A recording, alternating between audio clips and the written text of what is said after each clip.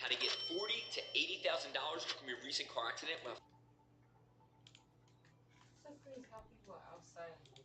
Chavez Jr. One is defending a name, the other is building one. The ring doesn't care where you come from, only if you can survive in it. Saturday, June 28th, Jake Paul versus Chavez Jr. Buy now at DAZN.com/boxing.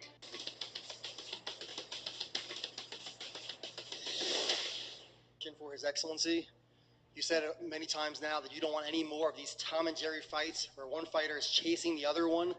What is your plan to kind of stop these fights? We will not have him anymore. Look at these faggot ass. This is what happened, Kathy, when you let faggot ass niggas into the game of boxing. DAZN.com/boxing. These niggas have taken over boxing. For His Excellency, you said many times now that you don't want any more of these Tom and Jerry fights where one fighter is chasing the other one. The fuck? Who is you to say you don't want that? What is your plan to kind of stop dictate how somebody fight? It's your bad built ass. These fights? We will not have him anymore. This is the first thing. The second, we will have in this fight and the next fight bonus for KO. And then secondly, there's been some social media speculation, we'll say, about when this fight is going to take place. So when will it be? Who's asking about the time and the place? Can you be specific? Yeah, we saw Oscar De La Hoya trying to say that the fight was going to take place maybe in the daytime. Yeah, this is what I want from you to say his name. I decide with Dana White to have a breakfast in MGM at 10 a.m. inshallah. Then we will go to the arena to have the fights quick, and after that we will go dinner to Carbon, and in the night we will watch Conjuring because it will launch in September.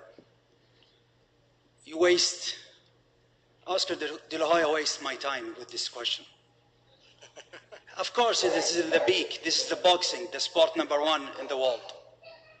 This is Canelo and Crawford.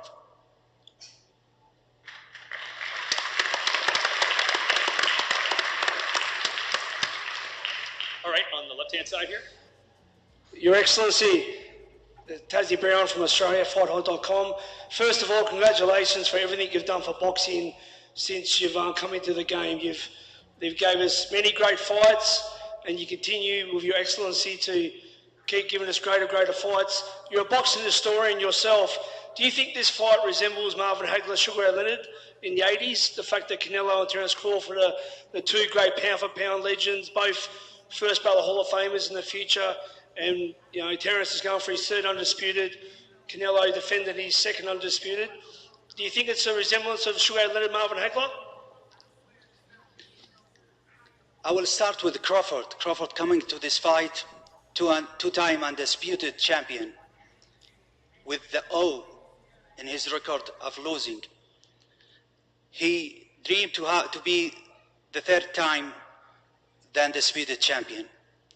Second, it is Canelo who's fighting everyone. If you see the brilliant CV of Canelo in the last 20 years, he's in the ring, he fight everyone. And I don't think Canelo will give Crawford chance to beat him, especially if Crawford go 2 weight up. It will be something Canelo doesn't want it in his record. This will be one of the best fight in the last at least 10 years. And I need to mention why we choose Netflix. Netflix is the big platform. Second, if you ask about the numbers of the subscriber and the pay-per-view, let's see the record. In that time, in 2015, 2013, the internet and the piracy was not like now. Now is the best options to go with the big platform, and I think this fight we will have the big record around the world, and we will show the world what is real boxing. Especially Netflix, we'll show them what is the real boxing. I got this car recently, and look how much I was paying for insurance before. I use this website, and now look at my policy. I'm saving $80, and the best part is I'm getting the same coverage.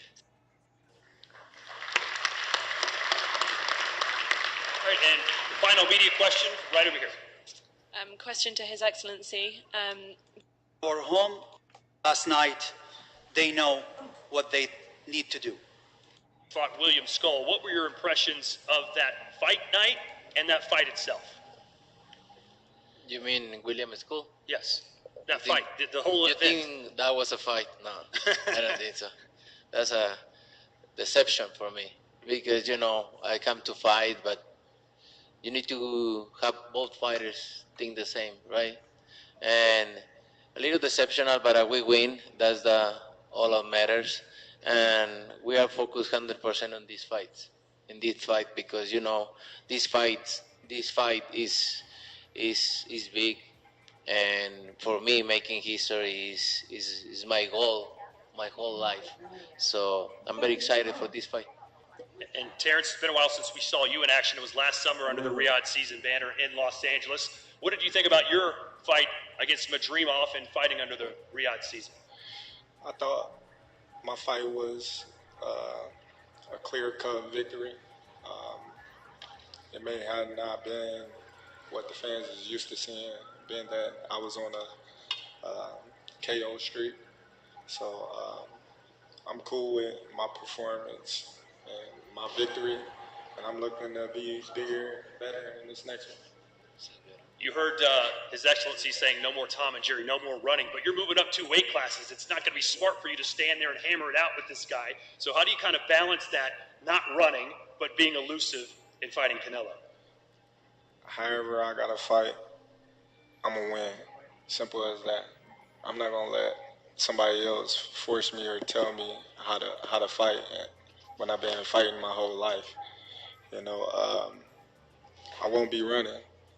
You know, I could tell you that. But I will be, you know, doing a lot of touching. Well, you don't move up 2 weight classes to fight someone like this, and you've been calling out forever. If you don't see a path to victory, you don't see holes in his game. What areas do you think you're better than Canelo, and how do you see yourself beating? Well, listen, I call Canelo out because, like I said, he the last great fighter amongst the era that surpassed us. You know, the Floyd, the Pacquiao, the De La Hoya. We both came up in that era, and he was right there with those fighters, and he got the chance to fight the Miguel Cottos, the Floyd Mayweathers, and, you know, the Kovalevs and Triple G's, and I wasn't able to get those mega fights, you know, so this is my mega fight, this is my moment, and that's the reason why I want to fight an all-time great like Canelo. Hey, Canelo, you were recently asked about Terrence Crawford. You said he's good, but he's no Canelo. What can you do that Terrence cannot do? No, don't get me wrong. He's a great fighter, like I say, he's not Canelo. Obviously, I've been in this situation for a long time, and I have the experience. They only focus on my power, but I have more than that. And I think this fight is gonna be one of my best fights in my history, in my record, and I'm very excited. I'm very excited, motivated, because this is all about. I want to make history, and I'm very excited for this fight. You've accepted this fight now, but in the previous years, you said it doesn't interest you because you have nothing to gain and everything to lose. If he were to beat you, how damaging would that be to the Canelo brand? He's not gonna beat me. Don't worry about it. He's not gonna beat me. Don't worry about it. I think this fight is gonna be in the books of the history of boxing for sure. That's for sure. For sure, them belts coming with me. They coming home with me. I'm telling you right now. You can see it, but it's gonna be difficult. You take it to your home. I'm taking them. And ain't nothing you gonna be able to do about it. Come fight. And I know Turkey is in your corner, I promise you. But look, it's gonna be very difficult. He's gonna be so mad that day. Believe me. I see you. I see you. You see I'm different. I see you too. You see I'm different than all the other ones. No, I see you. No, you don't know different. You're nothing different. I'm different. Nothing different. I'm different. We'll see. You're gonna see. We'll see. Know it. We'll see. We're gonna see. Terrence, how did you think he did against William Skull? No comment. He won. We on to the next. It's me and him. Some people said he should have done a better job cutting the ring off. It was the fewest punches ever landed. Did you see it that way? Listen, I'm not here to talk about his past fights. I'm here to talk about his present fight, and that's him versus me, and that's what I'm here to talk about. Me versus him, not him versus any other his previous opponents. Do you expect him to run like a lot of people? I hope not. You don't think so? I hope not. I hope not, because I think people deserve a good fight, and that's why we are here, right? To make a good fight, and the best fighter win. And I expect he put a great fight. You've heard the critics, I'm sure. This fight at one point I think was 5-1 odds for you. Now it's tightened up to under 2-1 odds. Your recent performances, do you think you've fought to your level of expectations? Are you pleased with the way you've fought your last couple of fights? Yeah, I do what I supposed to do in my fights. You know, I'm not focused. I'm never focused about if I'm the favorite or not. Being in both sides, I always focus on how I train and how I prepare myself, and that's it. I know my abilities, and I'm confident about that. This fight is in Las Vegas. Obviously, there's going to be a huge Mexican crowd there for him. How confident are you that the judges will give you a fair shake after the end of the 12 rounds? Listen, I can't focus on the judges. I just got to focus on doing what I can do and controlling what I can control inside the ring. And that's, you know, going out there and winning the fight decisively. You're bulked up now. You're bigger than ever. Do you feel stronger? Do you feel like you could knock Canelo out? Man, listen, like I said before, any fighter can be knocked out. Canelo got a granite chin. He's tough. He's durable. You know, we've seen him hurt a couple of times, but not to the point where, you know, it's not respected. But given the right circumstances, anybody can get knocked out. Do you expect this, when the fight's over, to be a razor-close fight, or are we going to say, wow, Terrence beat him convincingly? Listen, I'm always going to rise in the big occasions. I always did in my whole career. You know, this is my moment, and I'm not letting Canelo take it away from me. Simple as that. And Canelo, you've been the smaller fighter in a lot of your fights. Do you feel like you can bully this guy around since he's coming up 14 pounds? This guy exposed Matsato knives. Bum-bum. Let's be honest, most kitchen knives are garbage. Dull, overpriced, or worse. They just pretend to be premium while they're mass-produced knockoffs. So when this guy ordered a Matsato knife, he was ready to tear it apart. They're hailing them as the best kitchen knife on the planet, bar none. He was expecting junk. $59, I doubt this is going to be worth jack shit. Alright, let's see if it does what it says it does on all their advertising blurb. Maybe the knife is really being sold as a weapon, I don't know, but they're marketing it as a kitchen knife. Alright, let's see if this fucker's any good. He bought it just to prove it was another overhyped, underbuilt knife. But then he opened the box. Just going to pull him out of there. Oh, he's got some good weight. He feels good. It didn't look cheap. It didn't feel. You know, I've been in his position before, and I'm not thinking about that. I'm just gonna do my job and take everything serious, and not thinking about if it's smaller or bigger. I always prepare myself for the best fighter out there.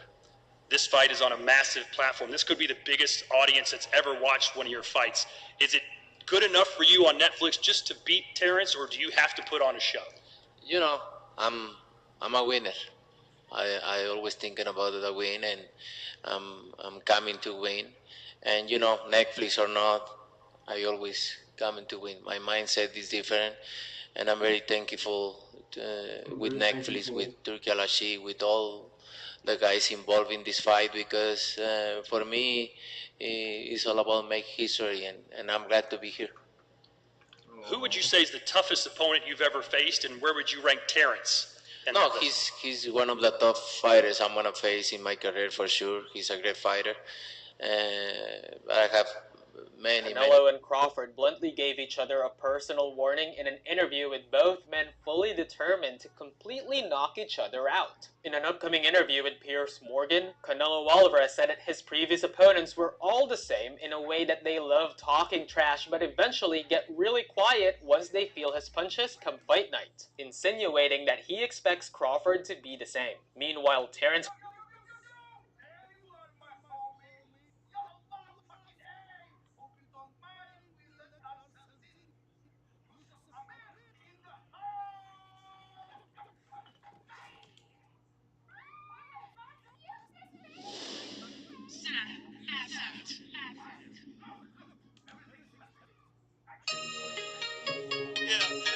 got some dope. Oh Lord. What the fuck got some dope? Oh Lord. Anybody got some dope? Oh Lord.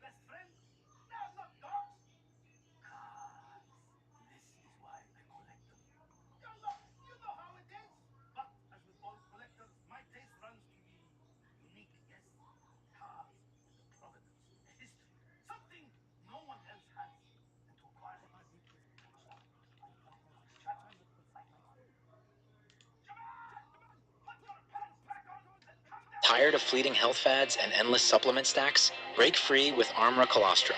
With more than 400 bioactive nutrients, Armra is the singular whole. Breaking news, breaking news, breaking news, breaking news. Fat Joe is sued for $20 million by his former hype man in an explosive complaint. They're taking Fat Joe down the same road they took P. Diddy. Sit back. I tried to tell y'all. Everybody sat back being quiet saying, oh, there's Diddy. I hate Diddy.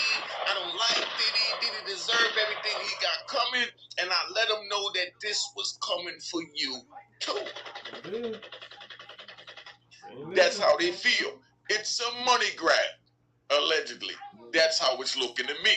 Now, I've never heard of a hype man feel like he's entitled to the bag.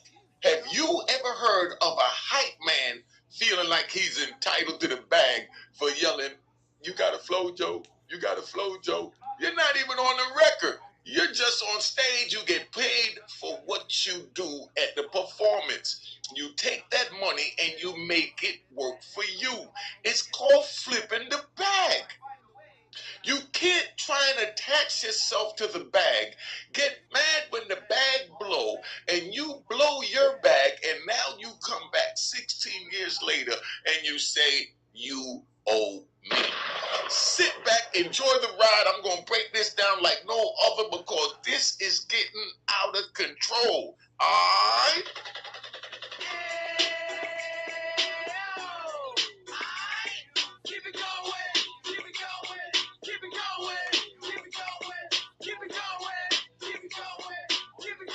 On civil RICO charges, what this lawyer has done, the same lawyer that got Diddy's black sitting in MDC, he laid out a RICO charge in a civil complaint. But what he does is he laid out a federal criminal RICO charge in a complaint. So that's supposed to put the pressure on the rapper or the mogul to surrender. But what the lawyer didn't calculate is that you have put all your eggs in a basket and done notified the federal government to go pick up these men. Diddy slipped because he paid the $20 million to Cassie in less than 24 hours when he could have used that $20 million for his lawyer fees for the criminal indictment that he knew was coming the way the civil complaint was written. The same as Joey Crack. Why would Joey give him $20 million right now when he's, if history presents itself, we'll be in a federal indictment. They're trying to bring Pistol Pete in and everybody, and Pistol Pete been doing his own thing, and all of this is just crazy. Here's a hype man saying, right, let's ride. And then I got to get into the story, but this is just so crazy, right? Just picture this, could we ride?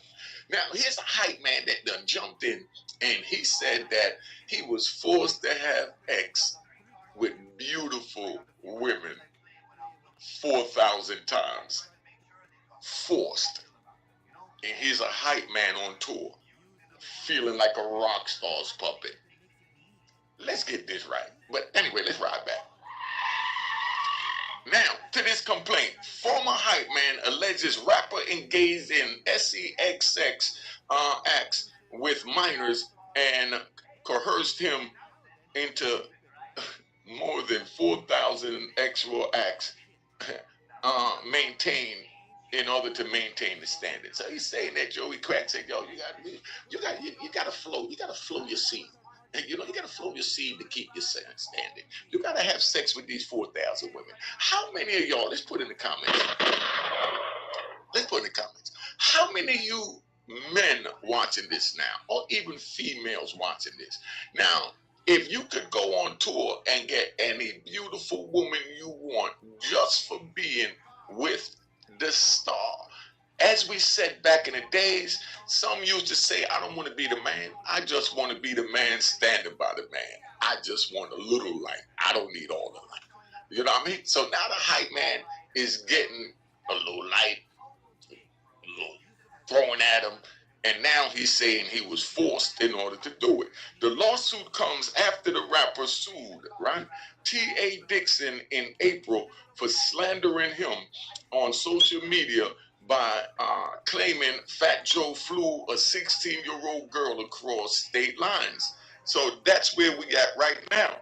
So now, you know, I'm sitting here and the lawsuit comes. Okay, so we got that.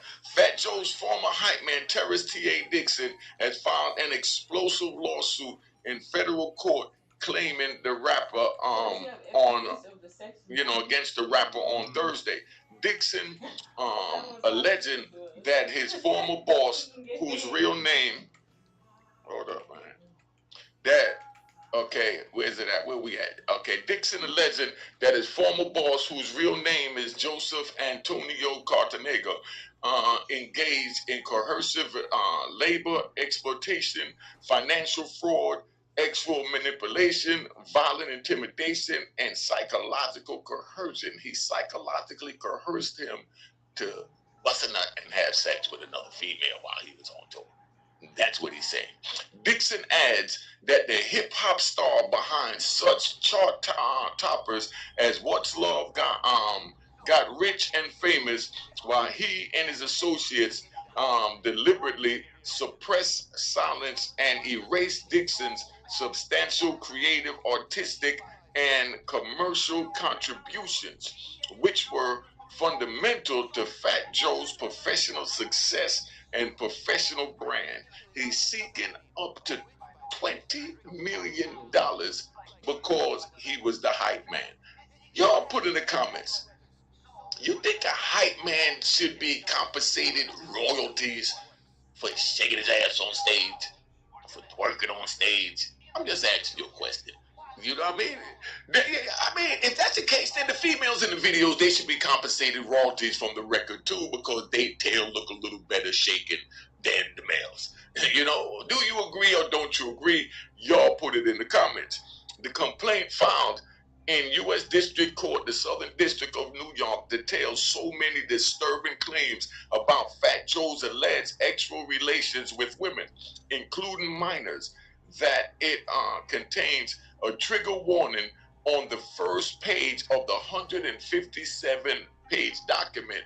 They wrote 157 pages of complaint directing the Federal Criminal Bureau of Investigation to get involved and put Joey Crack in handcuffs. That's what they said. To pay up or get in handcuffs is the way it sounds to me. That's my opinion. That's not anyone else's. Let's get that straight. For 16 years, Dixon served as Fat Joe's so-called hype man, a common figure in hip-hop who supports the artist by energizing the crowd and enhancing the overall performance. So do you think, let's take a ride. Gotta take a ride. I don't see it on the screen, but we need to take a ride. Now, we taking a ride. Could you imagine Flavor Flav suing Chuck D, saying that he made him have sex with all those women and he made him do the first ever reality show, you know, Flavor Love? I mean, and that's such a bad thing that he did. Such a bad thing that, you know, he had sex with so many women and got so many kids, you know, from being a hype man. I don't understand. I'm really getting lost there. But y'all explain that. Do you think that Flavor Flav have a right to sue, you know, my man? And I know a lot of y'all say, oh, this black dick do look like Flavor Flav. Well, big round of applause to Flavor Flav. All right. Big round of applause to Flavor Flav. But we already know the darker the berry, the sweeter the juice. Calm down. And they have to, you know, we gonna get the haters. Oh, he look like Flavor Flav. He look like Crunchy Black. Yeah, I look like all that, but I'm a proud black man that's teaching our people to avoid situations like this, to be on the lookout for situations like this, to not get involved in any criminal activity and do business straight. It's all I'm doing. Now, let's get back to this. He also contributed as a lyricist and background vocalist and such hits as Congratulations, Ice Cream, and Money Over Itches. Now, so do you think that the Pips got a right to sue Gladys Knight? And they was her backup singers? Somebody put it in the comments, because that's what that sound. Now, imagine, you know, the Pips suing Gladys. I mean, somebody explain to me what is going on, right? According to the complaint, he had an unrivaled vantage point in to observe the rapper's offstage lifestyle. So they're trying to say that being he was a hype man, he saw everything and you could believe everything that he's saying because he had an advantage point in dealing with that. Dixon is represented by Tyrone Blackburn, who is also the lead counsel in a high-profile case against Sean Diddy Combs. This sounds like a duplicate of the complaint against Diddy, but they just replaced Sean Diddy Combs and put Joey Antonio Cardeneca. Hey, you know what I mean? So y'all better watch out. I told y'all when this first came down on Diddy that it's not about Diddy. It's about the Diddy stimulus. Now, they trying to get the Fat Joe stimulus. They trying to get the bag out of Joe. Now, right, in February 2024, Blackburn filed a lawsuit on behalf of Diddy accusers Little Ron, which was also, by the way, for the record, thrown out of court. You know what I mean? But Diddy's still in court for the criminal complaint, because Mr. Blackburn wrote it up so lovely to let it be understood that he feels that he committed criminal acts under the federal law.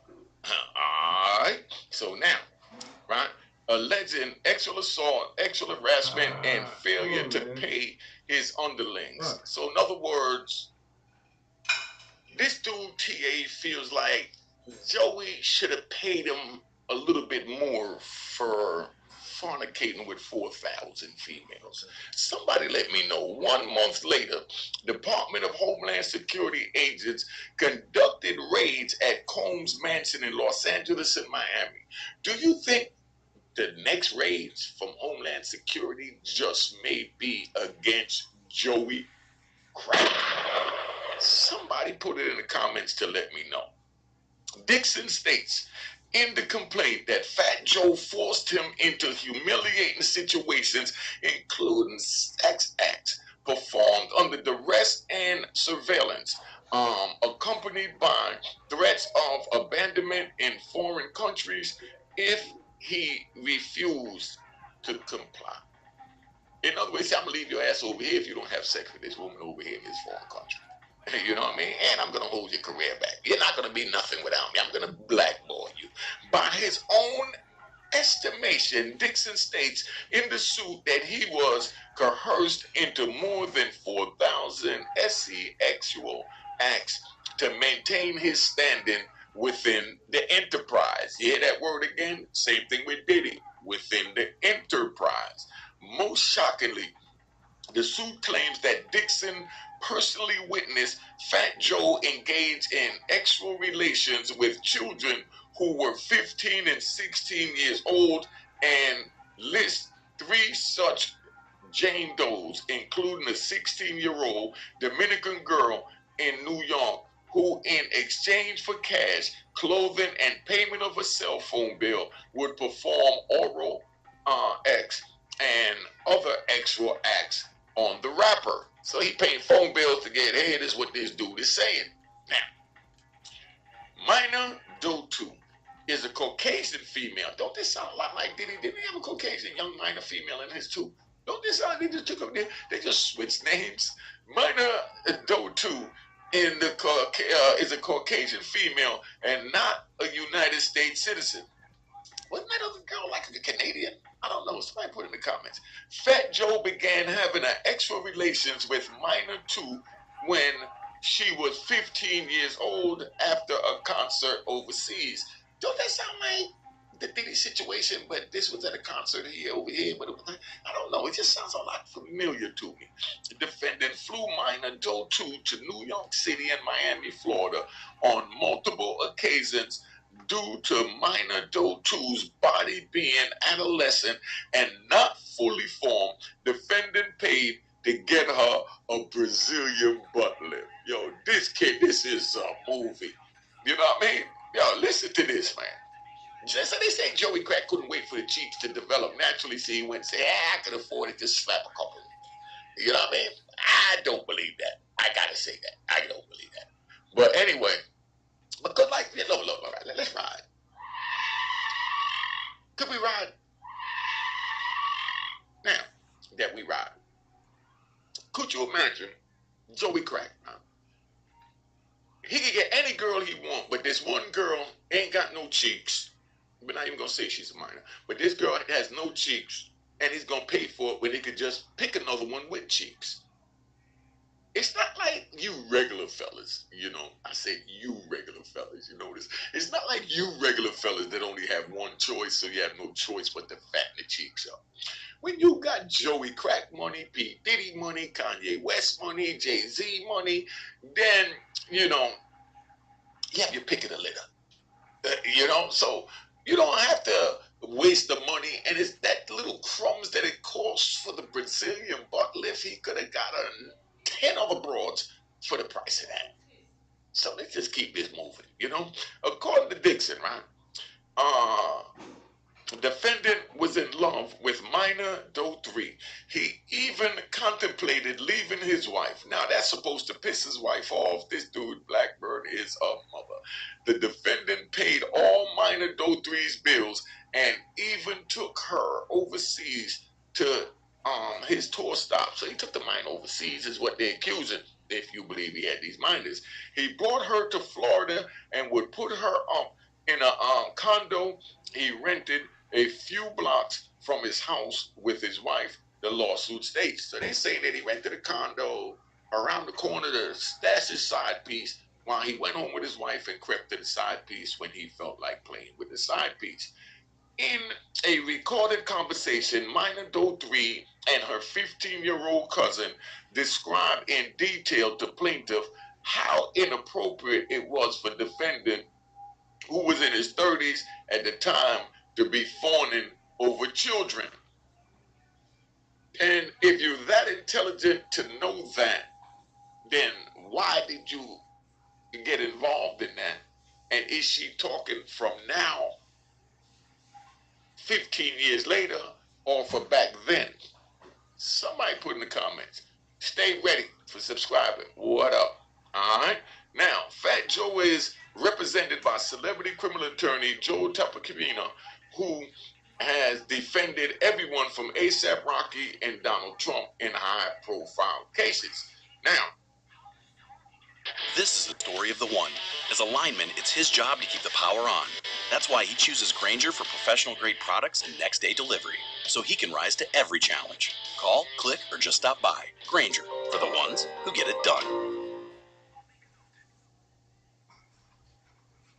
Tapacabina responded to lawsuits, saying in the statement to Variety, the lawsuit filed by Tyrone Blackburn and Terrence Dixon is a blatant act of retaliation, a desperate attempt to deflect attention from the civil suit we filed first, which exposed their coordinated scheme to extort Mr. Cartagena through lies, threats, and manufactured allegations. So they sued Blackburn and this dude TA first, and then now they say that this is retaliation for their suit. But I mean, now they even brought Jay-Z's name back up because Tony Busby couldn't get him. So let's see where they going with this. Tupper responded in the lawsuit saying that law enforcement is aware of the extortionate demand at the heart of this scheme. The allegations against Mr. Cartagena are complete fabrications, lies intended to damage his reputation and force a settlement through public pressure. That's what Joey Crack's lawyer is saying. Now his lawyer is also saying Mr. Cartagena will not be intimidated. We have taken legal action to expose this fraudulent campaign and hold everyone involved accountable, the statement continued. Defendants in the suit also include Pistol Pete Torres and Richard Rich Player, despite who the complaint refers to as key associates in Fat Joe's criminal enterprise. Certain civil claims for violations of the Trafficking Victims Protection Act and the Racketeering Influence and Corruption Corrupt Organization Act, also known as the RICO, as well as related violations of the New York and Florida state, including unjust enrichment, quantum meruit, fraudulent concealment, fraud, intentional infliction of emotional distress, and money laundering. They said a whole bunch of crap that I don't even know the words of, and I know the law. You know what I mean? So that's when you know dude fish, when he just start throwing anything in there. Even the judge know when you start throwing the words in there, the judge himself got to go to AI. Then you know you done lost the case. The judge know you trying to be something you not. So let's stop it with these. What that crazy ass word? Quantum meruit. Now who the hell know what quantum meruit is? Put it in the comments. And I bet you not one person know it without Googling AI. So how did he expect the judge to know it? The suit additionally named Jay-Z's Rock Nation, claiming that the company which represents Fat Joe knowingly participated in concealing, transferring, and manipulating Dixon's ownership rights and royalty interests and sought to intimidate, harass, and obstruct the hype man's legitimate claims against Fat Joe's Torres and Just Spite. Now listen. What the hell does he think he's entitled to being a hype man? I ain't dissing homie or nothing, but dog, if I'm shaking my ass and twerking on somebody's stage for a nigga, and I'm getting all kinds of SCX, to me that's a bonus in my world. You know what I mean? So I don't know how now you trying to bring, you know, the street world into the courtroom world to say that he forced you to have fun, party, drink champagne, smoke big weed, and have sex with women. Somebody explain this to me. I've been gone for 26 years. I don't know. When I left, Joey Crack was just starting out. He wasn't even Joey Crack. You know what I mean? He was just Fat Joe for the Bronx. You understand what I'm saying? He was doing this thing with Showbiz AG. The night I got locked up, we was all supposed to meet up over at the sports bar in Tremont and Katona. You know what I mean? I ain't even talked to Fat Joe since I've been home. See, these are all dudes that I know personally from back then that I ran with. We used to be in the new Disco Fever down there with Show and A and all that with Fat Joe. That's how we ran with him. I come home, Fat Joe don't even give me a call. And now here it is, Fat Joe in trouble, and I'm still defending him because I can't allow a good man to go down. Fat Joe ain't even give me a shout out, ain't give me a call. But like I said, what I'm doing is not for me. I'm standing on morals and principles, and this is dead wrong what they trying to do to these men. Diddy ain't do nothing for me. And I know Diddy from before I went to jail too. Before he was Diddy, before the free calls, before the intern, I know Diddy. Before any of this even began, that's how long I've been gone. I come home, Diddy don't even give me a nickel to rub together. I'm not mad at Diddy, but I came up here to let y'all know, because I'm standing on morals and principles, that what they doing to Diddy is dead wrong, and they're going to start picking off you rappers one by one. They put their hip-hop police in to bring y'all down. They couldn't bring y'all down. They got Lil Wayne and a few rappers on gun charges, but it wasn't nothing to bury you for the rest of your life. So now they figured they got something new, and her name is Rico. Y'all better pay attention, man. And like I said, Joe ain't do nothing for me, so I don't give a crap what happened to Joe. Let's say that right off the rip. But as a man of honor and principle, Joe is a man of honor and principle, so on the strength of that, I gotta defend anything that I see that's smearing, you know, his character. You understand? Because Joe don't owe me nothing. Diddy don't owe me nothing. We just ran the same circles and partied together. But at the same time, if I was in their shoes and they were locked up, they came home, I would have looked out for them by any means. That's just me. But I'm not going to hold my morals on them. But I'm not going to let you disrespect his character either. You're just a hype man, my dude. Where they do this at? Oh, man. Now, check it out. The complaint cites a whistleblower accountant who came forward last year, as well as recorded phone calls that helped paint the picture of the alleged misdeeds. The move comes after Fat Joe sued Dixon in April for slandering him on social media by claiming that the Bronx-born rapper, who enjoys high-level political connections, flew a 16-year-old girl across state lines for X. That suit also named Dixon's lawyer, Tyrone Blackburn, claiming the pair tried to shake him down for a settlement, and that wasn't sitting right with Blackburn. And as a man, I got to defend Blackburn too. Blackburn said, hold up, you done fired a shot at me in the court. It's time for me to fire back, because I ain't no coward.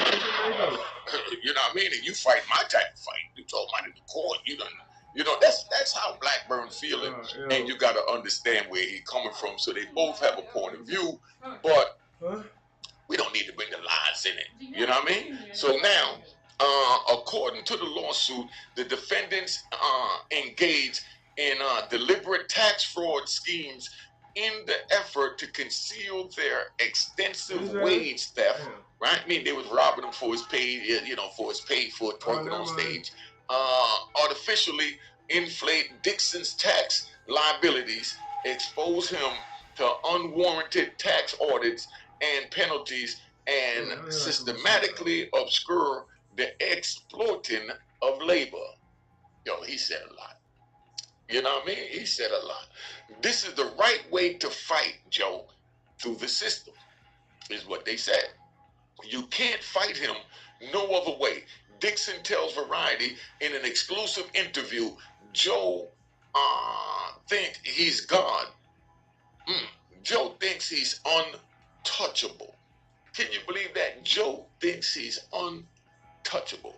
Dixon's suit against Fat Joe goes much further than his social media posts and states that he endured a wide spectrum of actual coercion, psychological control, forced exhibitionist, and surveillance-based humiliation, including being compelled to perform SES acts under observation, being filmed or directed by Joe in the presence of others. Tactics designed to control plaintiff's body, erode his anatomy and ensure silence. Yo, hold on, man. So you're trying, how good did this dude perform with a D game that he feel? Yo, this dude wants us to believe that his sex game is so good that Joe said, yo, you gotta perform for me, dog. This is what this sound like. He said like he forced him, like he just had to have him. All the dudes in the entourage, you're telling me that you're the only one that, you know, got some X and you was forced to do it. No one else wanted to do it, so you had to step in and take one for the team, or Joey Crack might do something. This is what you want us to believe? Does anybody believe this this crap?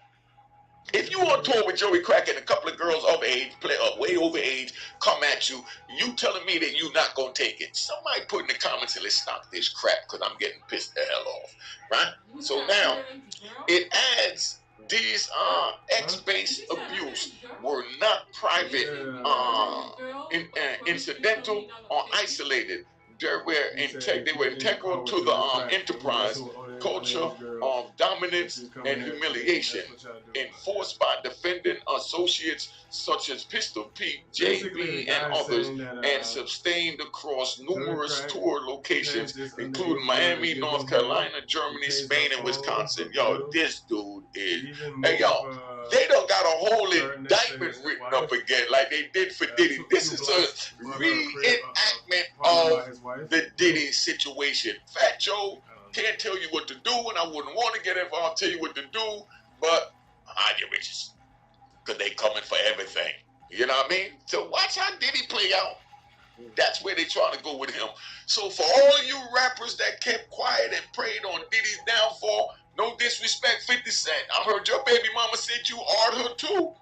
So don't think you immune. You know, I pray to God it don't go that way. But I heard that girl say, dude, you keep that up, I'm going to burn you because you art me too. Oh, shit. All they got to do is say it, y'all. And once it's out there, social media run with it. Oh, shit. And then the law come in. Come on, man, tighten up. In Thursday's complaint, Dixon claims that the activity took place on Market America's corporate yacht and at its mansion properties, where Fat Joe orchestrated repeated orgies, I thought it was free calls, including plaintiffs, female dancers, and minors defending Jews.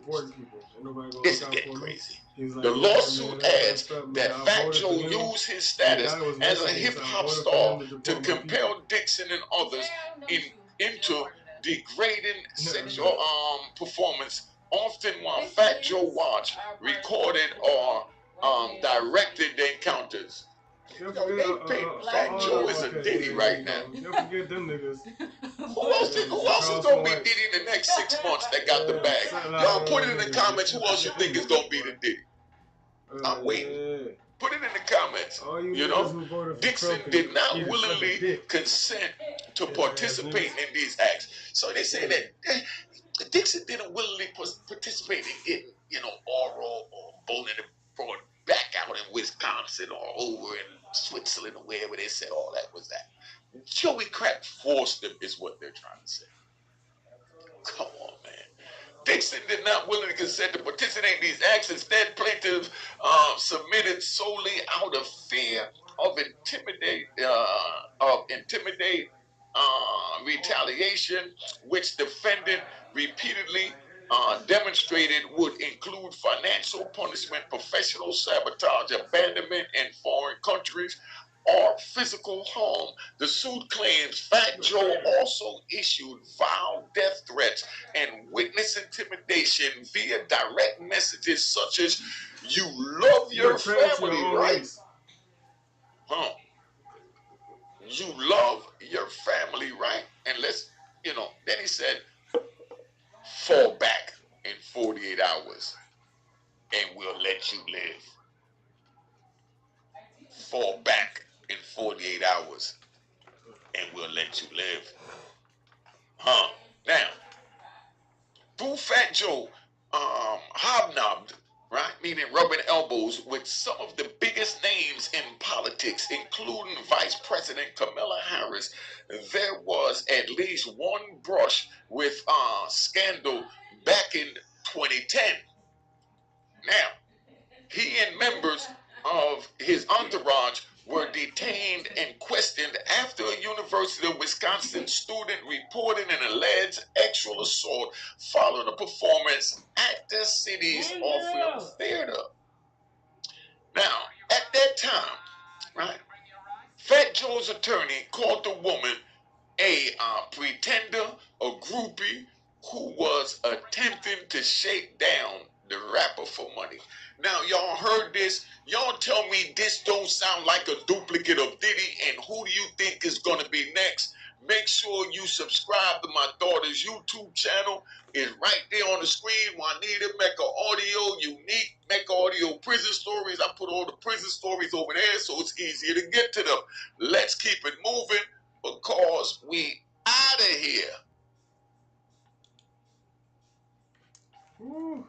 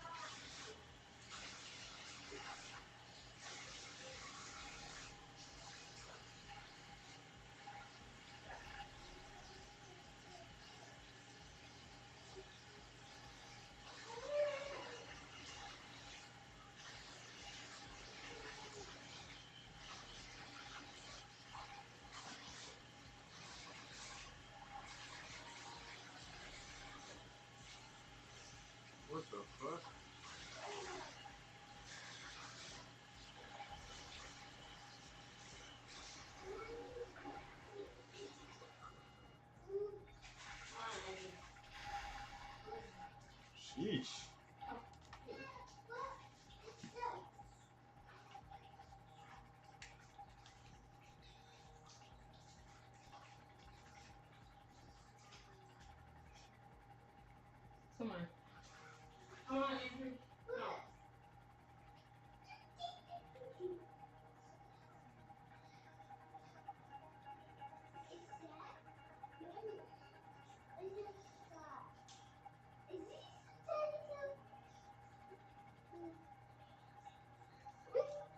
hold on. Put your clothes on.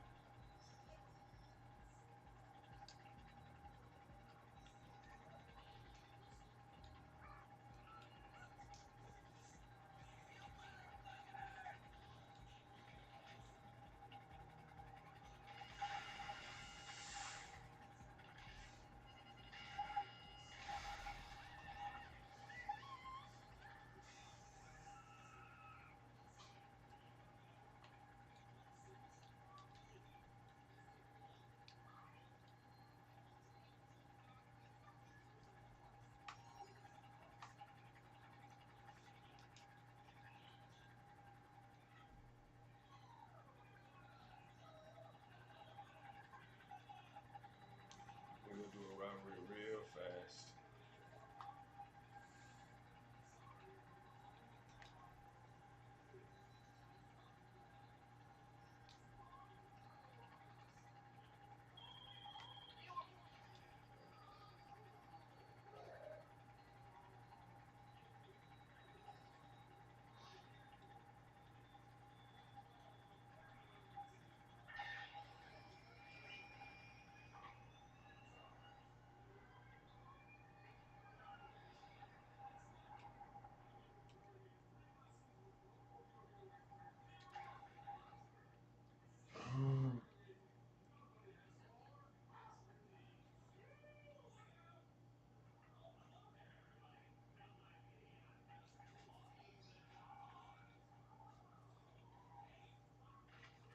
Oh, okay.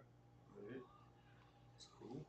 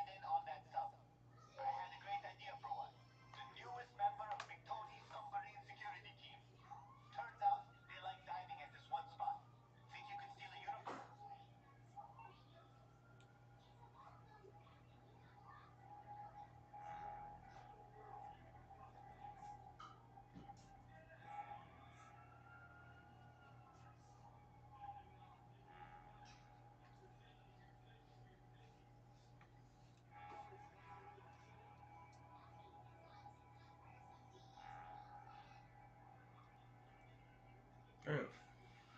Come on, man. Shit. Don't tell me I'm about to go through this shit, man. Don't tell me. Please.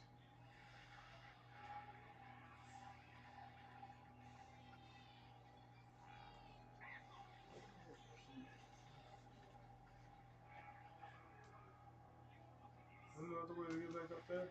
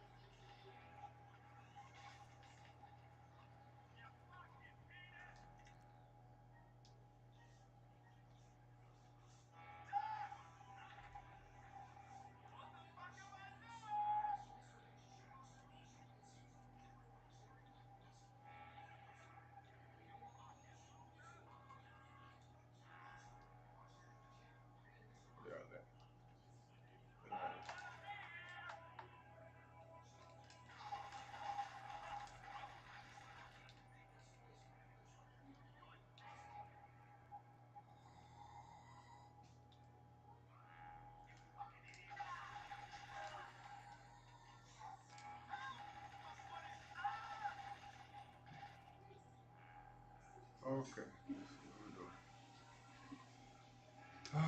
Step here. Oh, it's not here.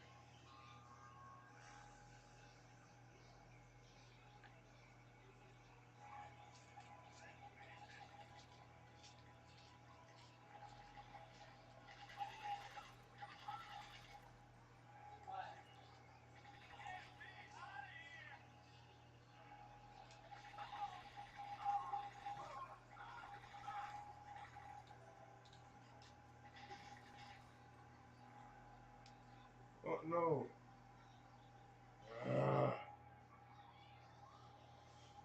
Mm.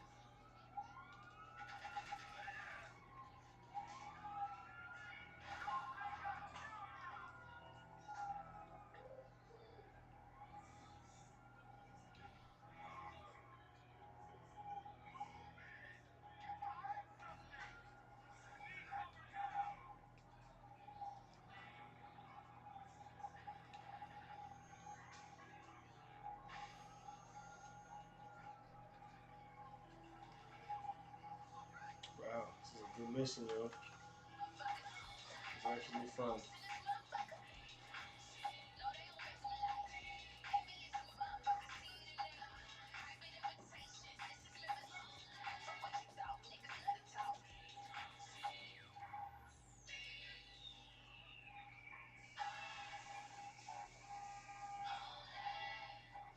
And where did y'all go for Andrew's stuff?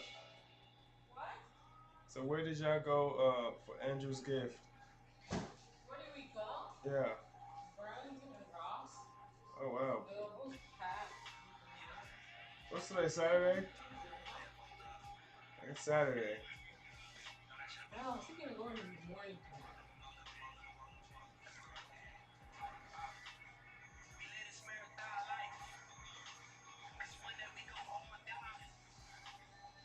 Cause he needs shoes, yo. I ain't gonna lie.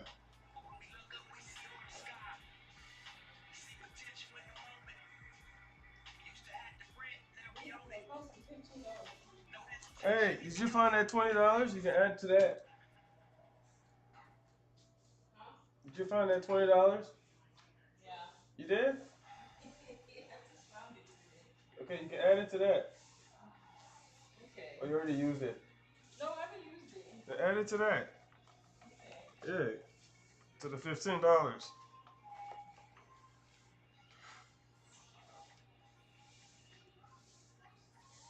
You need some little either all black or white or all white shoes.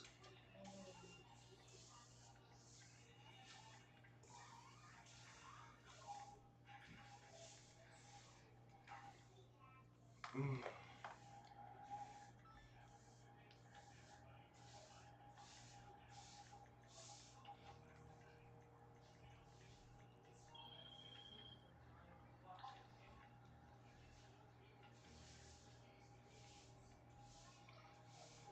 Let's see, where am I taking this shit at? Where am I gonna take this one at?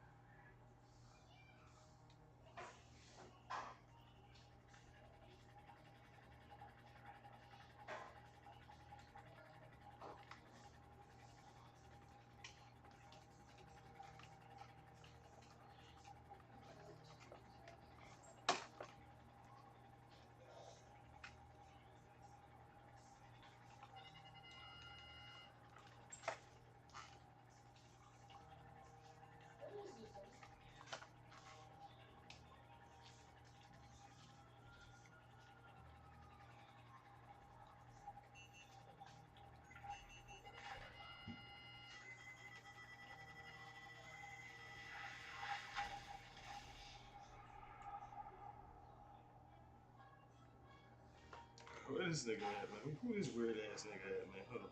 Come on, let me deal with this dude. Where he at? See, this is that shit I be talking about, man. Alright, come on.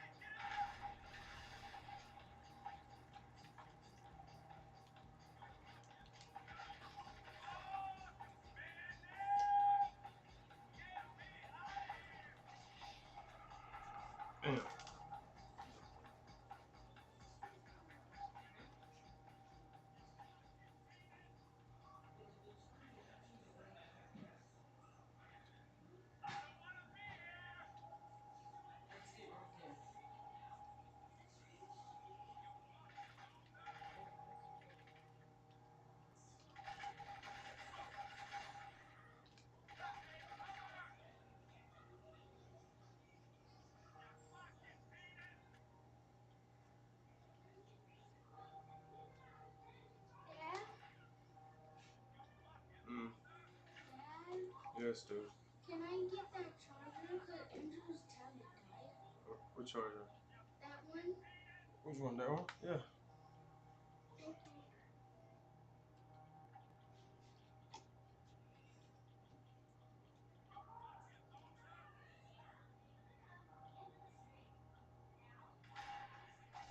Okay. Okay, I know where you're coming from. I know where you're at. I know exactly where you're at. Alright, no, go.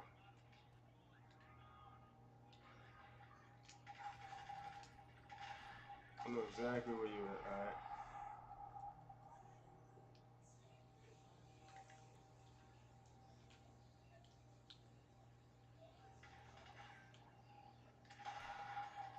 Bitch ass nigga, get your ass up. Bitch ass nigga, get your ass. Your mama.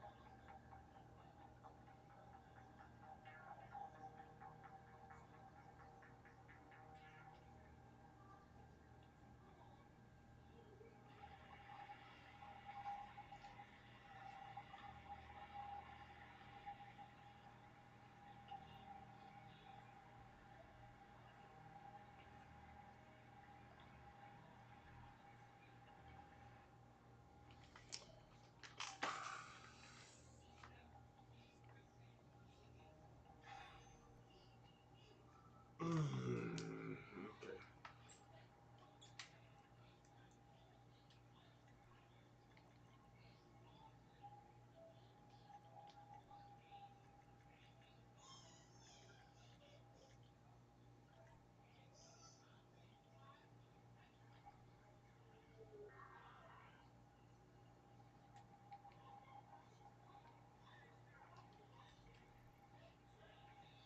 Come on, bro. What the fuck, man? Really, dude?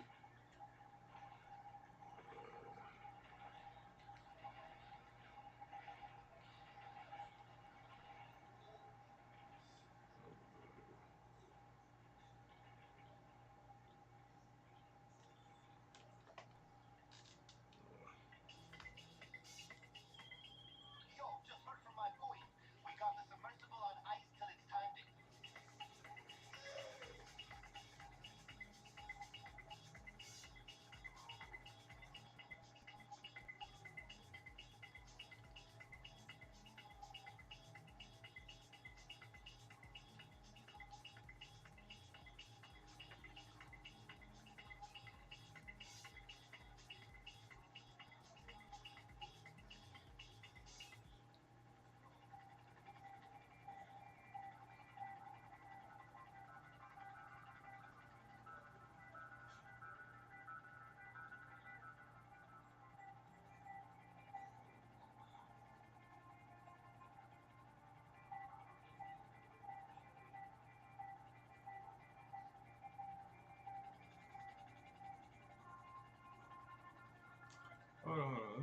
this song thing out of here, man.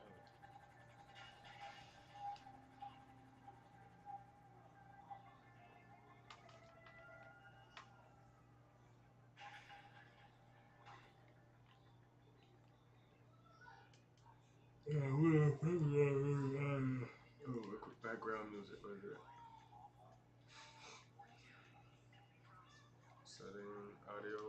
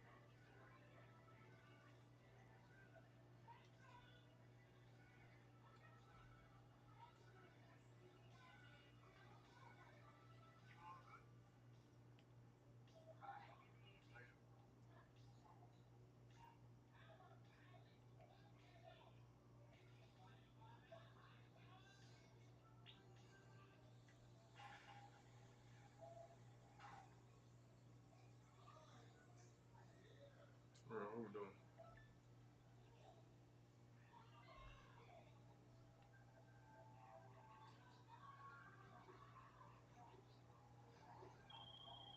Okay, so we're hitting Tony McTony. This shit is gonna be the highlight of my career.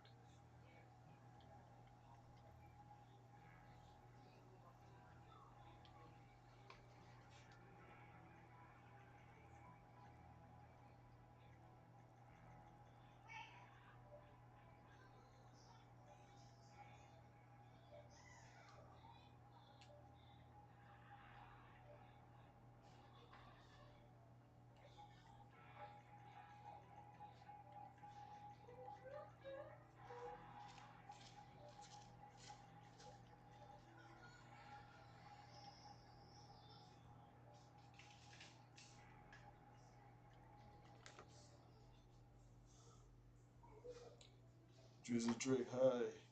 What up? Drizzy Drake, really? Drizzy Drake?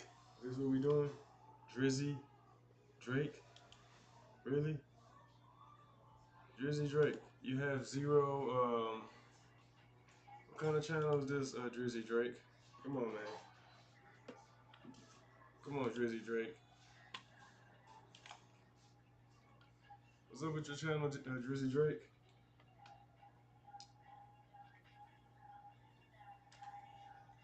You don't be posting? Thank you for coming through, man.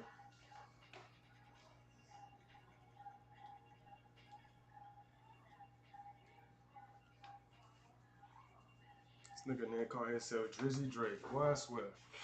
You must be a Drake fan.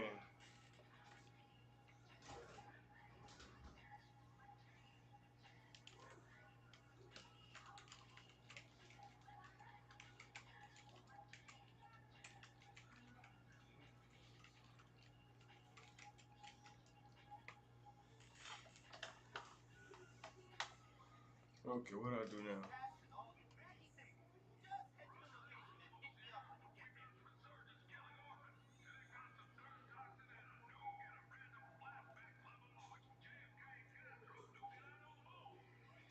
Oh, cutting torch.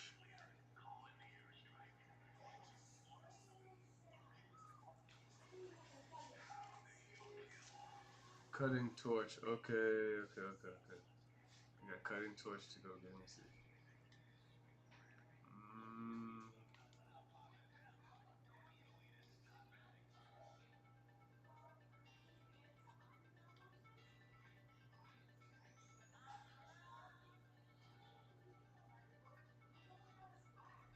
Let me go outside first, real quick.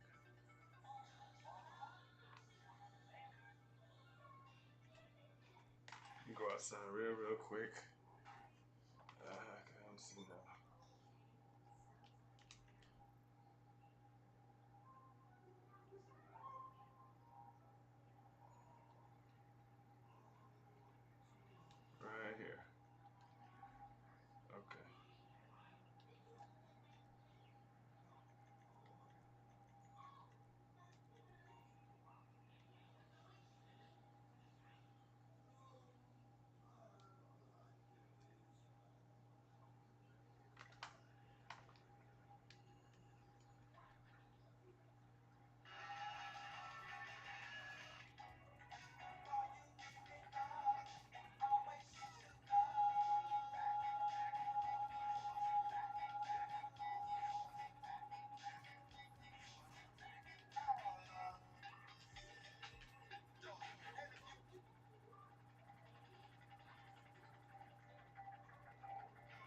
What's up with this music?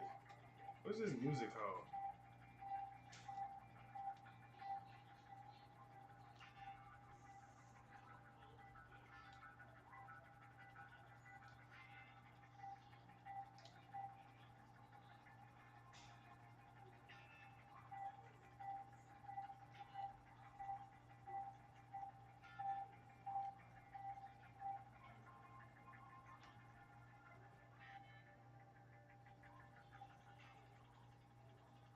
Ah.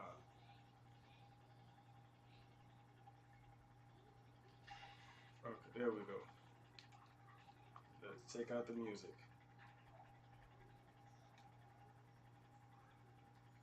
There we go. No music. Appreciate it. Oof.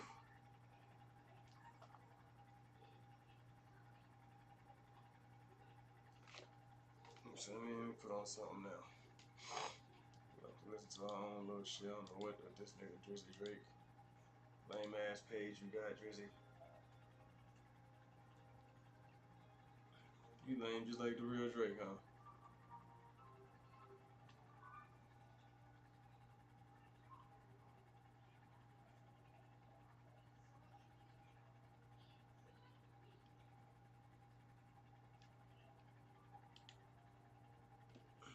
Uh-oh. Donald Trump. You can have permanent teeth in just 24 hours. That's right. Only 24 hours and your new smile is ready. The administration revoked their designation within weeks of taking office.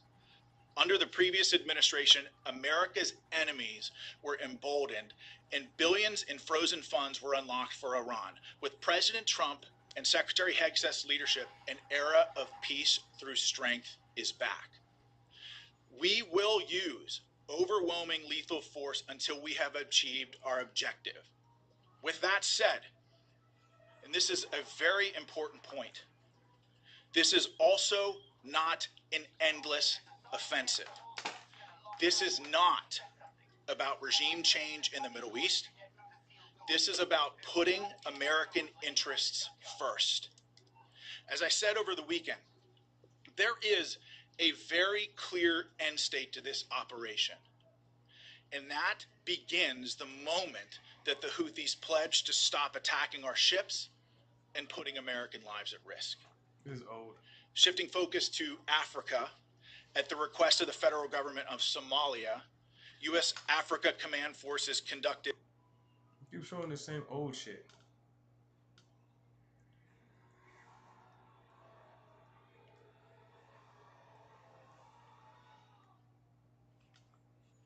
Keep saying the same old shit.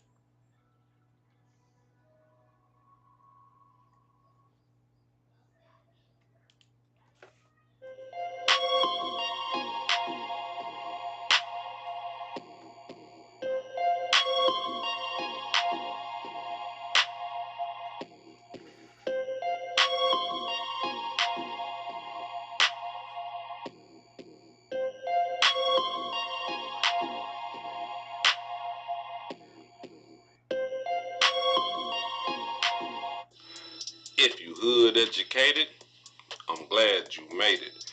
Allow me to unfold my knowledge, wisdom, and understanding from a hood brother's point of view to all of you, here, there, and everywhere. Now check me out.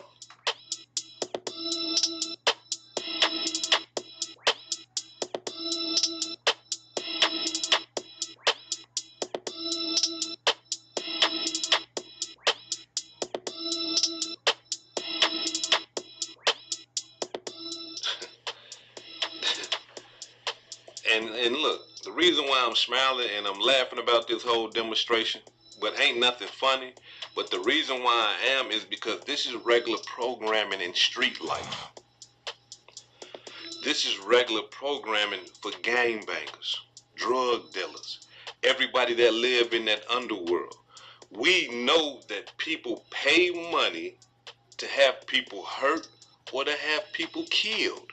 This is regular programming. That's why, like, I'm looking at comments at you know, other social media sites, and people like, man, Fat Joe ain't like that, man, and he would never do anything like that, man. Y'all don't understand the streets. Y'all ain't hood educated. because this is regular programming. Let me ask y'all something. They are saying that according to this civil suit, the brother name is Terrence T.A. Dixon, right? This is the guy that is filing the lawsuit against Fat Joe. Now, this guy saying that he been around Fat Joe for 16 years. Damn. Hold on, wait a minute. Just listen to what I just said. This man has been around Fat Joe for 16 years. Nigga know a lot. Now, what I need y'all to do is think about a person that you've been around. I'm talking about that you like this with for 16 years. Think about that person. Now, I guarantee you, without a shadow of a doubt, if y'all locked in like this and y'all in them streets, you know a lot of their secrets. Yeah. You don't be around somebody 16 years without no loyalty, without no respect. Nah. Nah. If you around somebody for 16 years, you're going to know some of their thoughts before they even let them out their mouth. You're going to already know, okay, he'll do it like this, or she'll do it like that. This is what he will want me to do. This is what she will want me to do. This is a relationship. 16 years?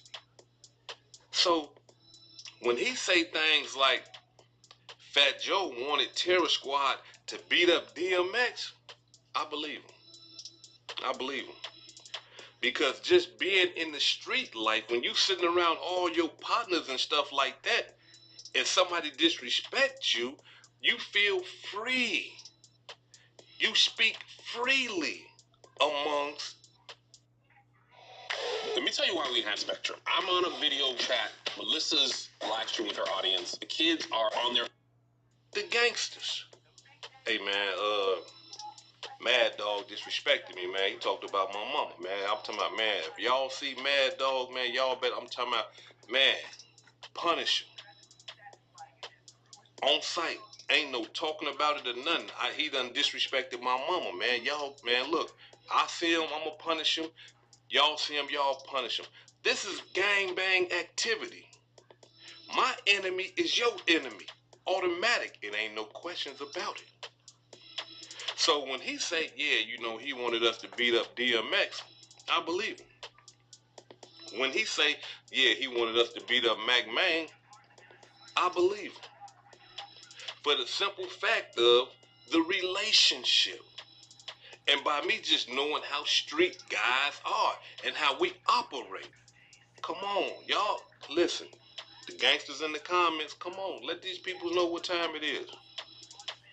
When you sitting around all y'all in the same gang, y'all got the same ops. At least back in my day. I don't know about now though. Things probably done changed because I be seeing guys, you know, I mean, well, you know, on the internet, I be seeing, I hate him over there, I want to kill him. I done tried to kill him, and then, but this my friend, you know, he still kicking with him. No, that's dangerous. No, we ain't do that back in my day when I was coming up. No, we ain't play them type of games because this guy that's in the middle, he has the opportunity to backdoor either one of us. No, you got to pick a side. When I was coming up, it was about picking sides. Hey, who you with? I'm over here, man. The Vice Lord's over here. That's it. You know what I'm saying? We might have our little cliques and stuff like that. Iowa, Dark Side, CAN. These are Minnesota cliques I'm talking about. Showdown Posse, you know, you might have these type of cliques. But hey, it's Vice Lord over here. You see what I'm saying? And who we don't like, or we don't like these cliques over here, this gang over here, then okay, yeah, nah. All of us don't like them. Why? Because we Vice Lords over here. And they Crips, or GDs or whatever over there. No, it's wartime. But nowadays, that's why they get backdoored so much. They get backdoored at alarming rates now because of all this. They letting people be in the middle. Ain't no such thing, brother. You gotta pick where you at. So I can know when I see you, I'm treating you just like them. You see? But now let's get back to the demonstration. Now, I believe him when he say that. I'm talking about, man, I believe him. Now, here it is, and the reason why he want them beat, Fat Joe, the reason why he want DMX beat, the reason why he want Mac Main beat is because they disrespected him. Now, we got to understand something. Fat Joe ain't no poop butt. Fat Joe ain't no small time guy. Fat Joe way up here. Called himself the Don. And we know what the Don is. That's the leader. That's the head. You can't say nothing bad about the leader or the head. It makes him look weak. And being that make him look weak, hey, look, y'all got to go take care of that because I need all the gangs in New York to understand if you say anything bad about me, Fat Joe, this is what you got coming. We're going to beat you up. We're going to slice your face. We're going to kill you. Point blank, period. This is criminal activity. This is gang bang activity. This is street activity. This is normal practices in the street. And where Joe from? Fat Joe from the suburbs? Or where he from? Where does he proclaim to be from? The streets, the Bronx. Come on. So when that brother say that, when TA say that, I give him some credit because that's just how we do in the streets. Now, this other demonstration, killing 50 Cent, ooh, we talking about murder now. We ain't talking about just beating somebody up when we catch them, you know, check them. We talking about murder, kill. We talking about taking somebody off the earth. When he say that right there, I give him the same credit. Why, hood educated? You don't even know this guy. Why you giving this guy this credit? Because he was around that man for 16 years. If you've recently been injured in a car accident that wasn't your fault, I've got one question for you. Do you know how to get the maximum? Like I said before, if you around a person and you in the streets for 16 years, and y'all like this, I'm not talking about somebody that you just kick it with every now and then. I'm not talking about that. I'm talking about y'all like this here. Y'all locked in, you know they secrets.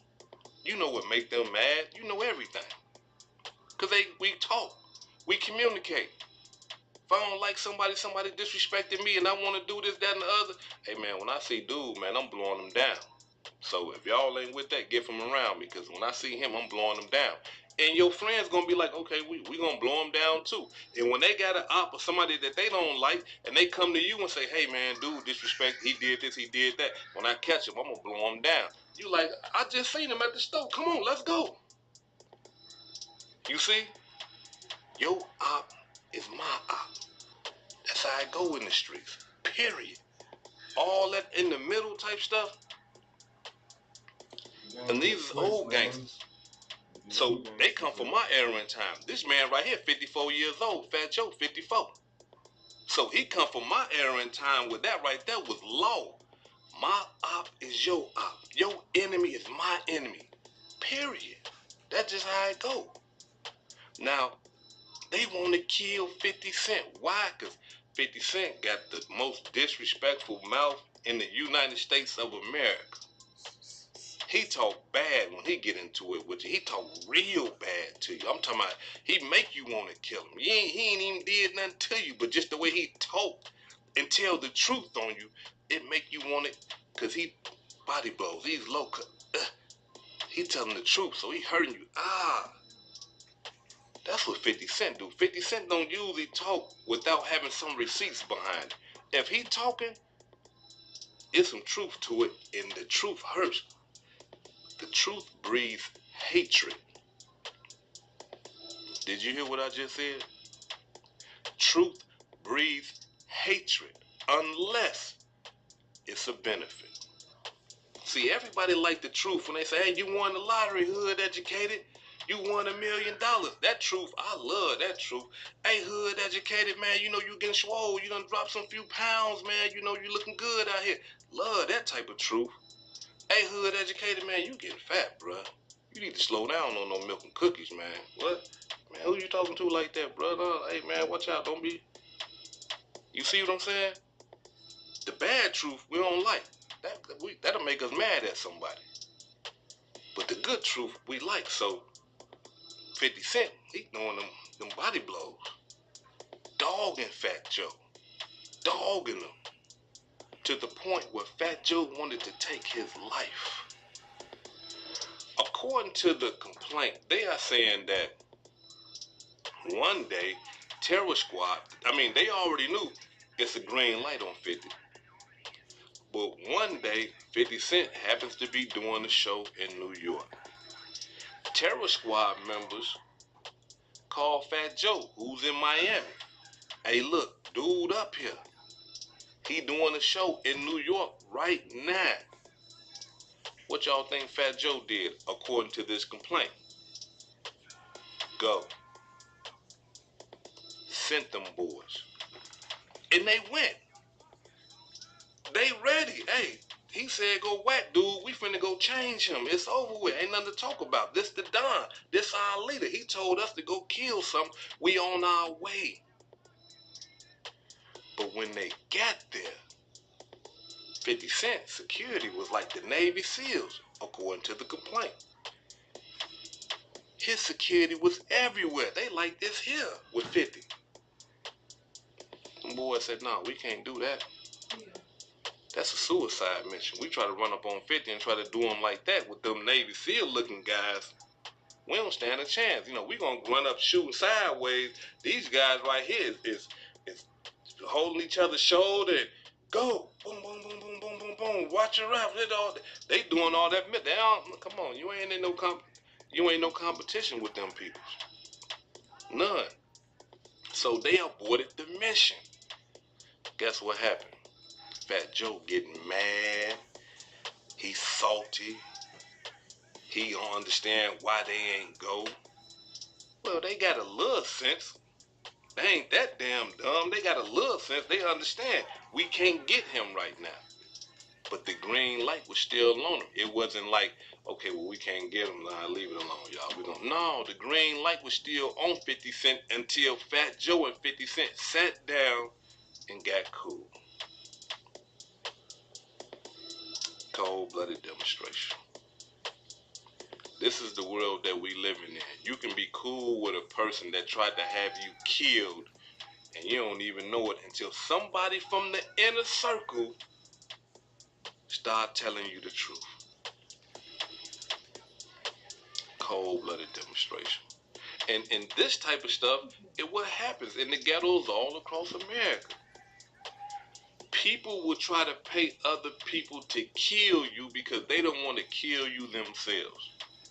And in the ghettos across America, all the big-time drug dealers or all the street guys with all the money, they want to live and spend that money and live the high life.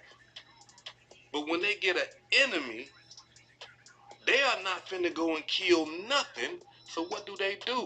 Hey, we got some of the little brothers in the hood. Who the wildest in the hood? Oh man, hood educated been knocking everything down over there, man. I'm telling that boy, that wild.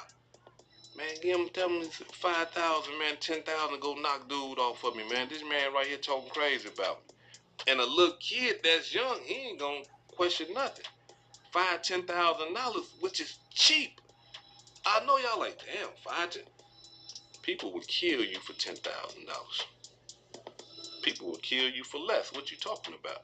Especially a young guy that's in the hood ain't doing nothing. Ain't got no money. All he know how to do is chase people down with the gun. You talking about giving him $10,000 in his mind, he thinking he gonna be rich forever.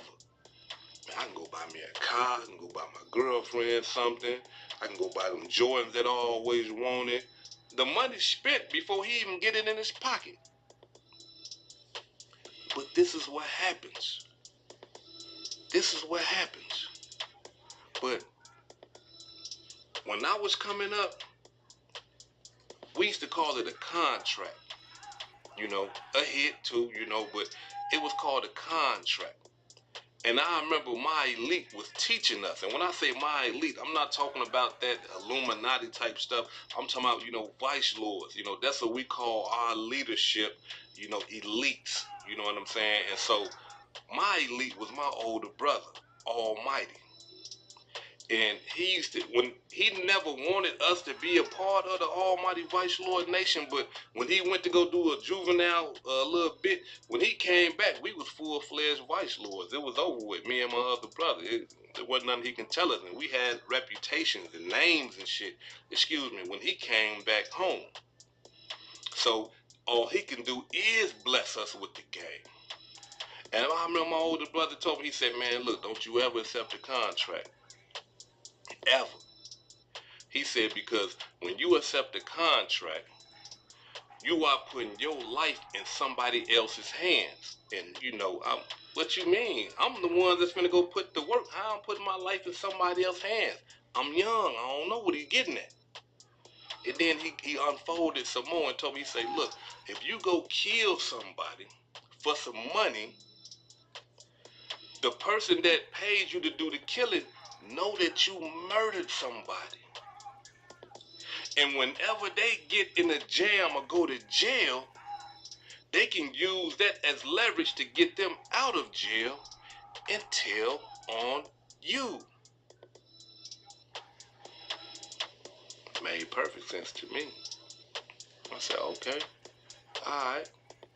Now I know why not to accept the contract. Now I know why not to, you know, to accept the hit and things like that. And then he continued on. He said, because you got to understand something. You know, he said my hood name. I ain't going to put all that out there. But, you know, he said you got to understand something.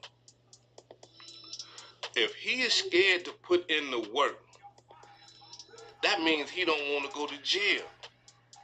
So if he get caught up in a jam, that means that he's scared to go to jail. So he going to do whatever it is so he can get up out that jam so he don't have to go to jail. And if he got to tell on you about a murder that he paid you for, then that's what he's going to do. That was it. You know, I mean, like, and I know y'all probably might be sitting back like, damn, like y'all was having conversations like that. Yes. This is the type of stuff that goes on in the hoods across America. Like when you got a true elite, or for me, it was my older brother, you know what I'm saying? They gonna give you the game because they know what comes with it. Yep. They gonna give you the game. That's why look, I know a lot of people don't agree with gang leaders and stuff like that, but I do. And I know y'all finna be, hold on, man, I thought you said, man, you against the gangs and all that. I am. I'm against all that nonsense. I'm against all that backwards thinking. I'm against all that stuff that people be doing to one another. But let me say this right here, and please hear me out. The reason why I agree with gang leadership is because a lot of the stuff that's happening right now with all these young guys that's running around here with machine guns, running around here in cars with 300 rounds in one car, and they shooting 500 times at people and stuff like that. Because leadership can keep that in check. Leadership can stop wars. No matter how many people done got killed, shot, stabbed, beat up, and all that, leadership can come sit at the table, just like the United States of America sat down with Iraq and Afghanistan and say, all right, hold on, okay, too much killing been going on. What we gonna do about this? You see, even though it's not good, it's not, leadership can check this type of stuff. All that wild stuff that they doing now, killing people, mamas and kids, and just shooting anywhere, broad daylight and all that, there's no leadership. In certain parts, and I'm talking about, you could even be out selling dope in the daytime because the kids was out. I don't know about y'all neighborhoods. I'm talking about where I come from. You couldn't be out selling dope during the daytime. You could, no, the kids is out. And if you was, you had to be in the alley. You had to be in the back. You couldn't be on the front street because the kids and the women is out. The citizens is out. So you got to hide what you was doing. You see? But then at nighttime, hey, ain't nobody supposed to be out at nighttime. You can come out in the front street. Yeah, y'all can laugh, giggle, kick it, and y'all can be out there. But during the day, oh. So it was just like little things like that I say that can be, you know, I'm talking about monumental right now, but there's no leadership. And that's why we got all these little bad little gangbangers running around here just tearing up everything because there's nobody to put their ass in check. Nobody. And when you got teenagers, young men running around without being put in check, you got a disaster just waiting to happen. This is hood educated, not lame related. Peace and love, and y'all take care of yourself out there. If I said anything that caused you to think, hit that like button and subscribe to the channel if you're not subscribed already. And if you're feeling... Let's go back down here.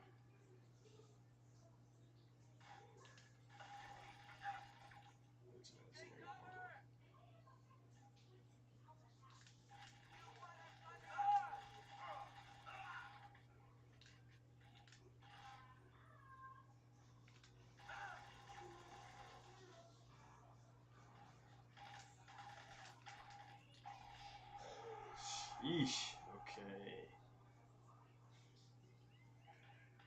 Okay.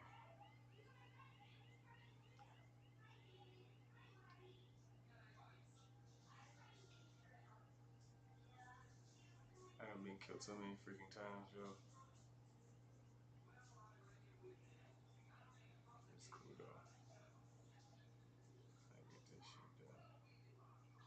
Where this bitch ass nigga at?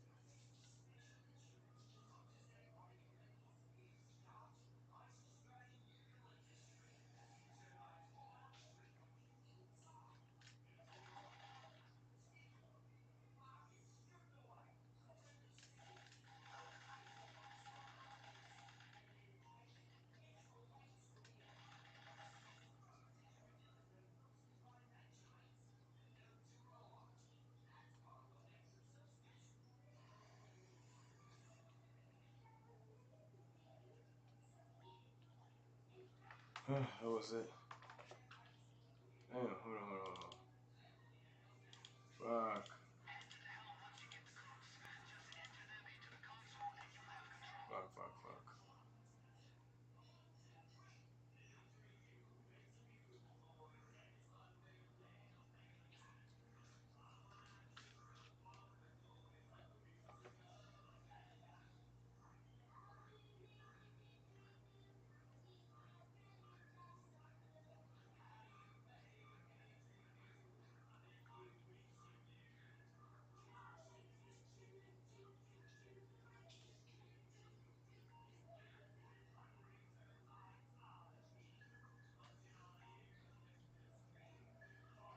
Okay. What we gonna do? What we gonna do with this?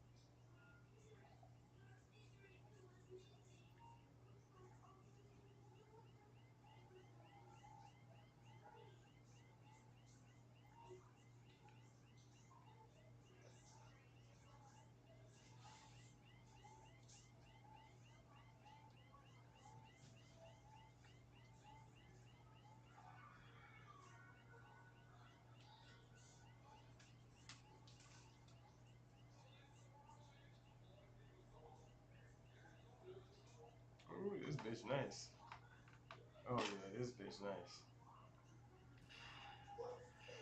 Ooh, that's nice. That's nice. Yeah, that's nice.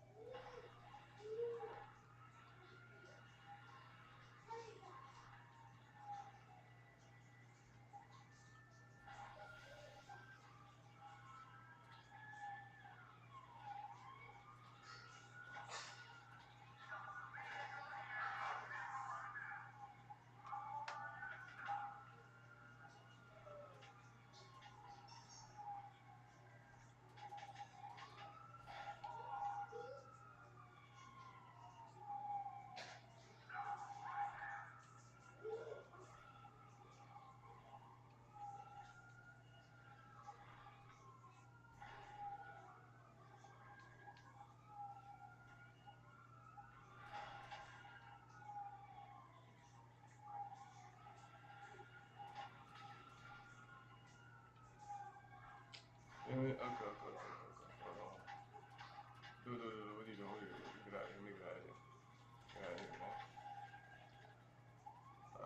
Come on. Let's go. Alright, let's go.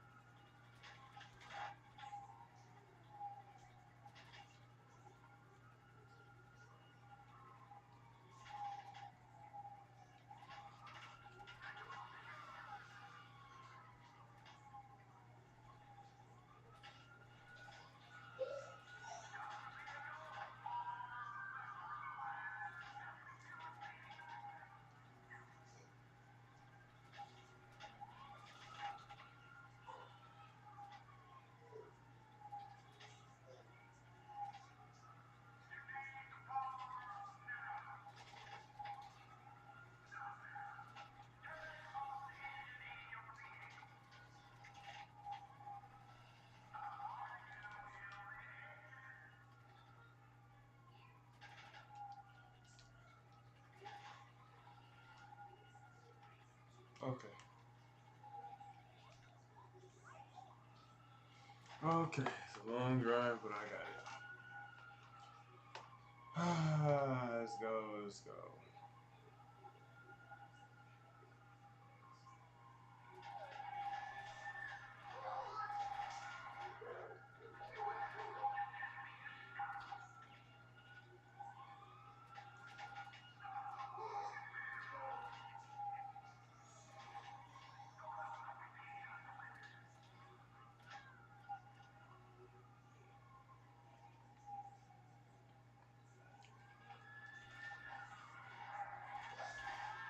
Whew. You gone, boy. Shouldn't have been hanging on that door like that.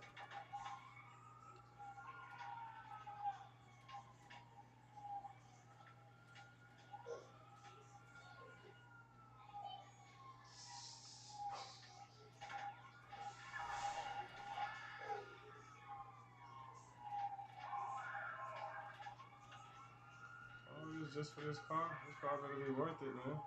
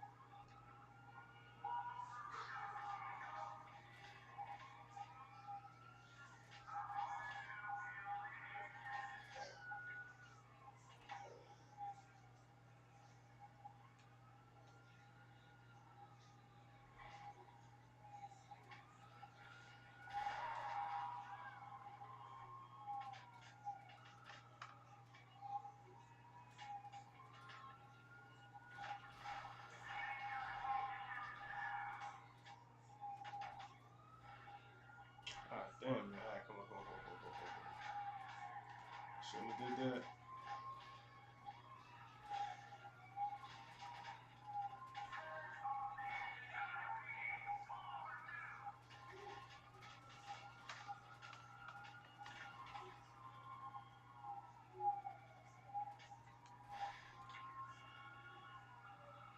Oh wow, the sides ain't is bulletproof. It's just the front. How the sides bulletproof but the front ain't bulletproof? What kind of stupid shit is that? That's dumb.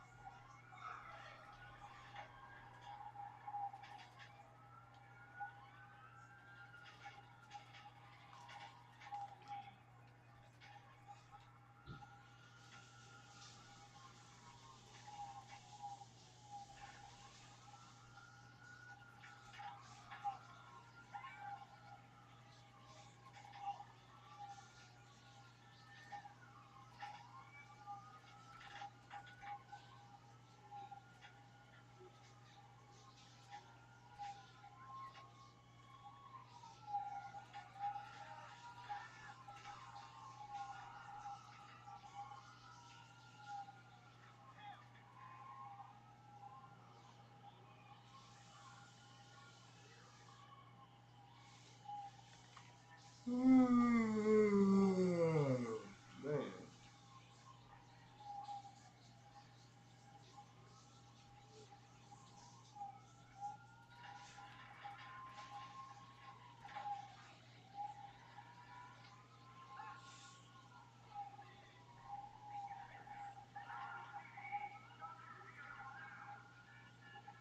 Finally in the city.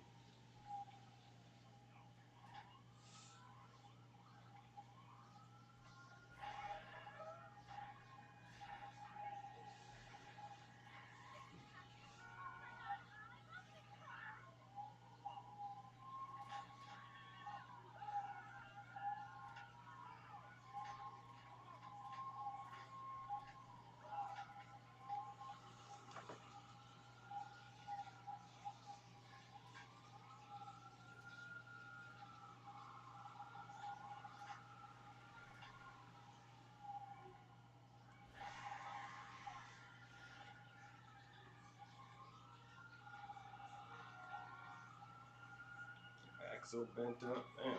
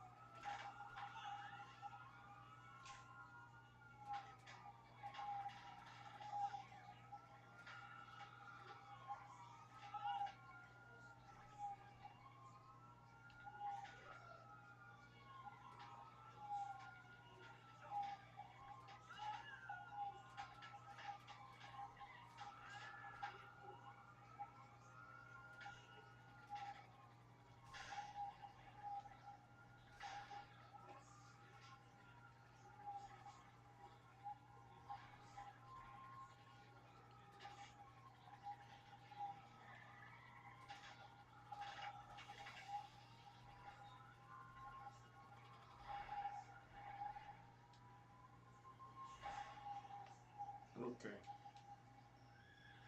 I lost them.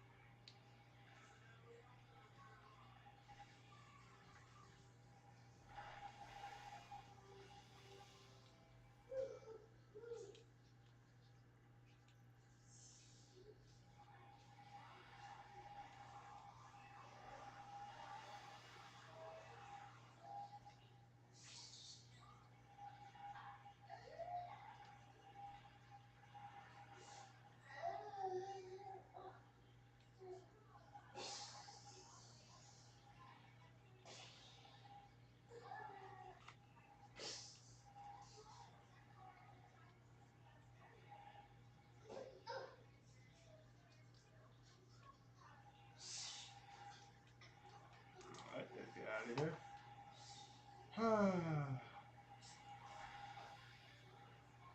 That was fun.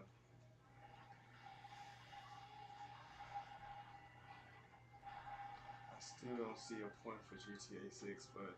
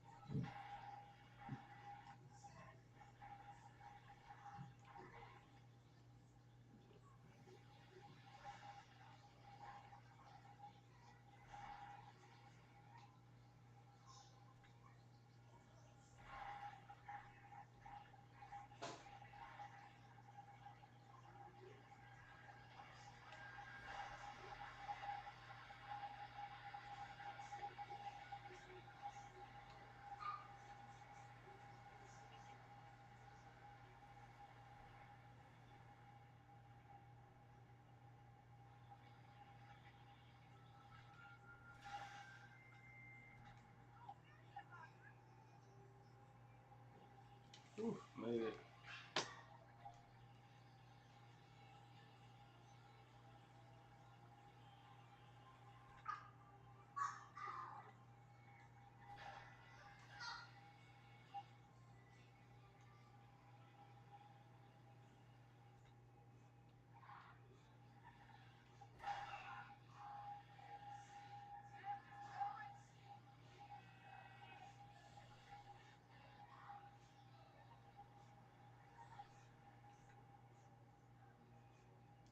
Yo, this mission took a lot out of me.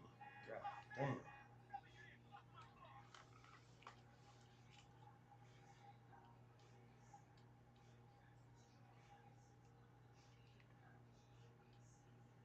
Oof, I'm done. Fuck that shit. Ugh. God.